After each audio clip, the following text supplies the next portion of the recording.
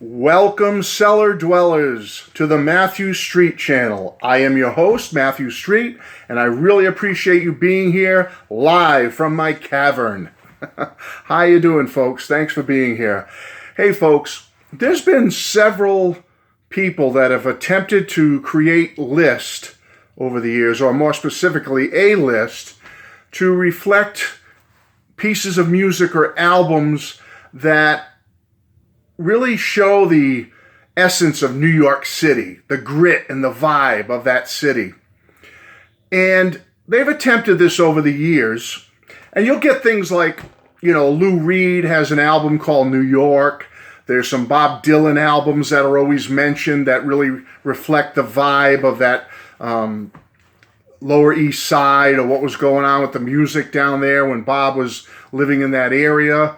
You get artists like Patti Smith, Television, some of those CBGB crowds from the early days, Max's Kansas City, the New York Dolls. You'll get artists like, and I pulled a few out, like Billy Joel, albums of his like The Stranger or 52nd Street really have that New York vibe to it.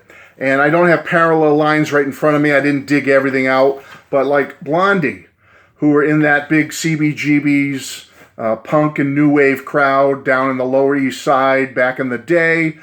Parallel Lines and some of their other albums really reflect that New York vibe, that feeling of New York City. I don't have Detroit Rock City, but I have Love Gun. Kiss, they're from New York City, and several of their albums really reflect that hard rock, heavy rock, mid-70s vibe of the city. There's other artists mentioned that the Saturday Night Fever soundtrack, if you ever listen to that or really see the movie, it's got that New York City vibe to it. It really does. The grit, the drama, the filth, it's all in this music. Here's a good one I really love that really is New York City. Genya Raven, Urban Desire. Great, great album, folks, and you really want to get that cool New York City vibe. Check out Urban Desire by Genya Raven. She was in Goldie and the Gingerbreads in the 60s, girl rock group. She went off on her own. She was in a band called 10 Wheel Drive. Anyway, folks, really, really great artist. And she was in that Max's Kansas City, CBGB's Lower East Side, punk, new wave-ish rock and roll crowd back in the day. And this album, Urban Desire, really reflects it. And last but not least, the Ramones. I mean, any of their first 3 or 4 albums really, really reflect that New York City grit and grime. And many of these artists and these albums are mentioned when people try to create a list of music that really reflects New York City. And that's great, But in my mind, they're always missing one. Many of these lists miss one of the biggest ones, in my opinion. And that's this one right here, folks. John Lennon, Yoko Ono, the Plastic Ono Band with Elephant's Memory, Sometime in New York City. Folks, if there ever was an album that represents the grit, the dirt, the political climate, the filth, the good, the bad, and the ugly of New York City in those early 70s, it's Sometime in New York City. You have to include it with those lists of other great albums that reflect the beat, the heartbeat of New York City. And a lot of times it gets forgotten. It doesn't get mentioned. And in my opinion, John and Yoko really nailed it with this album. And many of you are probably saying, Matt, are you crazy? Because I know there's a lot of people that do not like this album. They consider it John's worst album. I don't, folks. I happen to like this album, okay? Call me crazy. Now we're coming up on 50 years old, 1972 to 2022, and now a website has been set up for this. The Ultimate Mixes is going to be coming out, probably the big box set, and the double vinyl or triple vinyl and CD, and get this format and that format. It's coming, folks. We haven't gotten an official word on the date yet or what the formats are going to exactly be, but we know it's coming, okay? So I admit the first half of this album's life how do I put it? I essentially ignored it. Okay, I'm going to be totally honest with you. For the most part, I didn't care for it. I didn't bother with it. Now, yeah, I dug some of the stuff on it. There was a few songs on here that I really got into, even back when I was a kid, teenager in the 70s. But for the most part, I'm just being honest. I shoved it to the side, thought it was kind of garbagey, and I didn't play it much. It just sat and it sat and it sat. And especially after the rocking intensity and the tender beauty of Imagine, this just didn't sit well with me at the time back in the 70s. My bad, I just didn't see it for what it was, and I didn't appreciate it for what it is. And I regret that now, that I went all those years not appreciating it and enjoying it. But thankfully in the 90s, in the latter half of the 90s, the last half in this album's life, the last 25 years or so, I had a major epiphany in the late 90s. And I reappraised this LP in a very positive way. I really took note of it, really took note of the music, the lyrics, what it was all about, the vibe of it, and I've come to really enjoy and like this album. Okay? Is it my favorite John Lennon album, solo album of all time? No, it is not, folks.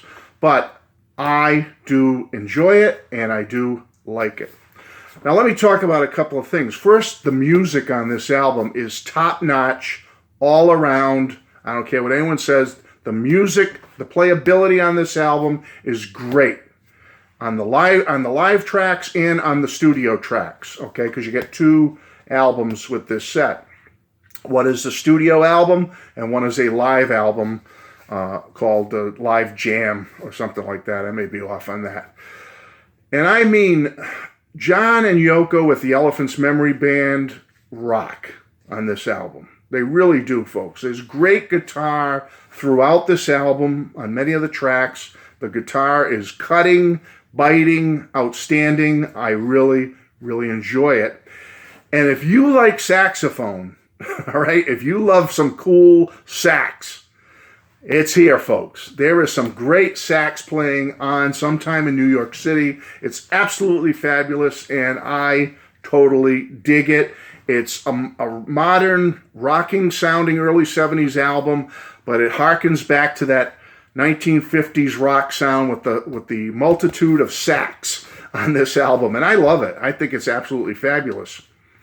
And I knew recently, in recent past couple of years, when the Gimme Some Truth box set came out, the compilation box set, when that came out, and I knew, when I heard Angela, which is a song I've always loved on this album, but when I heard Angela remixed on that box set, I went, wow. I mean, it took, I love that song to begin with, and it took it up a few more notches for me when Sean and the crew did the remix on Gimme Some Truth. Because, folks, wow, if the entire album of Sometime in New York City is remixed like Angela was on Gimme Some Truth, then we're going to have a winner all around, folks. This will be a winner, and I think it will convert many more people over to its charms. I really do.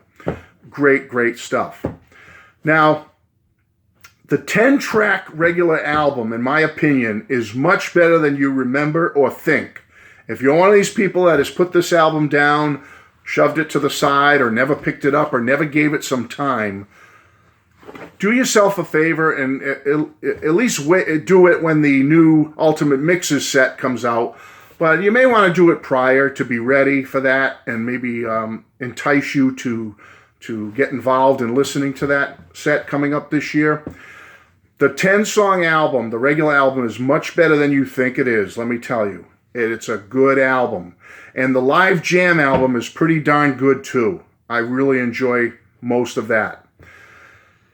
I have to tell you that the album in general, the live stuff, and along with the regular 10-track album, it has a real down and dirty, pre-punk New York City vibe that I absolutely love.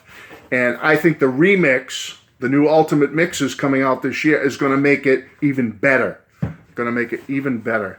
Let me just go over a couple of the tracks, mainly the studio tracks, and just give you a word or two on each one. You have "Woman Is the N-Word of the World." Excellent song. I love that song. I've always loved it since this came out, since Shaved Fish came out in the mid-'70s. Despite the N-word, which is very controversial, if people took the time to really understand what John is singing about, they would understand it. It's a great song with killer sax. You got Sisters, Oh Sisters, which if you don't like Yoko, I really think you'll like that one. It's a great Yoko tune. You got Attica State, which thumbs up for me. I like it. Good song. Born in a Prison is okay, but I listen to it. It's very listenable. New York City is my gold on this album. The song New York City is one of John's best rockers ever. I love it, love it, love it. And I just can't say enough about New York City. Sunday Bloody Sunday is a really good tune. Really funky groove to it. It's kind of like, reminds me of Come Together Light, if that makes sense. It's not quite Come Together, but it's got that kind of vibe to it. I really like it. I just think it's a great song. I like John Sinclair. I think that's a great song. I like Luck of the Irish. Great song. Angela, as I told you, I love Angela, even more so since I heard it on the Give Me Some Truth box set. And then We're All Water. You might think, well, he has to dislike that one, right? No, I don't. It's a very long song, but it's very ahead of its time, in my humble opinion, folks. I mean, this song was just 7 years too early. Because I think We're All Water, if you really listen to it, it's really got kind of that, with a little different mix to it, or a little different arrangement was done with it, it's really got the potential to have that really late 70s punk groove to it, that punk and new wave groove, kind of like reminiscent of what the B-52s would do, like I said, 7 years later. I think We're All Water, it was ahead of its time. Give it a listen. I mean, it's really good. Now, the live jam album, I also enjoy, not as much as the studio album, but it has some great moments all the same. Cold Turkey's cool. Well, Baby Please Don't Go is very cool. I really like that one. You've got a song on there called Scumbag. I love Scumbag. Very punk. For 1972, 5 years early, it just missed that 76, 77 when the punk scene exploded on the Lower East Side of Manhattan. But boy, Scumbag is an early rock song. And then the last track, AU or Ow, I don't know how you pronounce it, but very experimental. And, we hear a lot of music that came after that's very reminiscent of that final song, Ow or AU, whatever it is. Help me with the pronunciation. And I think when I hear this album, folks, now, and I get excited about the new Ultimate Mixes coming this year with Sometime in New York City, I say to myself, darn it, it's just too bad, what John was doing here. Things changed in his life and Yoko's life. There was so many changes coming up in late 72 into 73, 74, the Lost Weekend and all that stuff. And it's just a shame his life went into a different direction for those couple of years. And then by 75, he went into, his self-imposed retirement for those years. Because within only a year or two after his self-imposed retirement, look what happened right down the street from him, practically, in the Lower East Side. It's just too bad John wasn't active for that 1976-77 rock and roll punk explosion that happened in Lower Manhattan. Because I really think this album helped lay the foundation for that.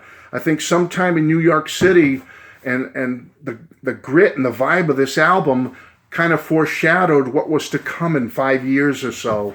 And that big musical movement we now know was so huge. And I'm not saying it's on par with the British invasion, but what happened in the Lower East Side of New York City in the mid to late 70s was nothing short of phenomenal, and how it changed music and rock and roll.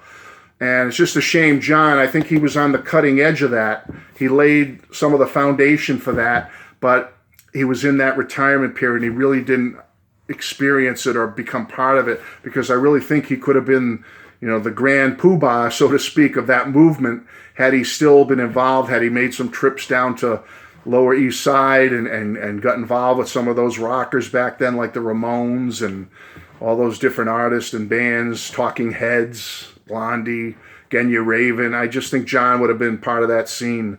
So unfortunately he wasn't. He didn't become too directly involved in it. But you've got to look to this album as being a real New York City album, and an album that foreshadowed all that greatness that was to come in the latter part of that decade. So hats off to John and Yoko and the Elephant's Memory Band, the Plastic Ono Band, whatever you want to call it.